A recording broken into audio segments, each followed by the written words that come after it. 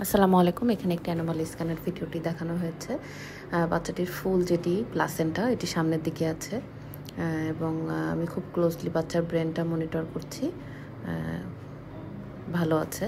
এটা umbilical cord, দড়ির মতো যেটা দেখা যায় আলট্রাসোনোগ্রাফিতে, সেটি হচ্ছে বাচ্চার আম্বিলিকাল কর্ড।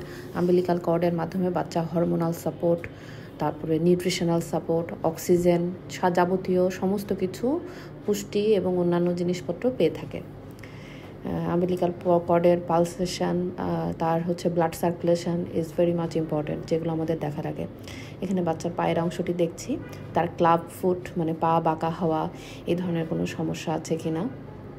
এরপরে বাচ্চার উপরিভাগে আমরা আবার চলে এসেছি, তার নেকের পার্ট। সাধারণত এই ধরনের জায়গাগুলোতে সিস্টিক হাইগ্রোমা ডেভেলপ করতে পারে। তার যে নেকের যে স্কিন, এটা ফোল্ডেড আছে কিনা বা মোটা হয়ে আছে কিনা সেটা ইম্পর্টেন্ট। স্পাইনটা দেখা যাচ্ছে, ইভেন সেরেব্রোস্পাইনাল ফ্লুইড যেটা সিএসএফ সেটা পর্যন্ত খুব ভালোভাবে দেখা যাচ্ছে। বাচ্চার লিভার, ইন্টেস্টাইন এগুলোও ভালো মতো দেখা হলো। ওভারঅল অ্যানোমাল স্ক্যানে কিন্তু আমাদের প্রত্যেকটা পার্ট খুঁটিয়ে খুঁটিয়ে দেখা লাগে।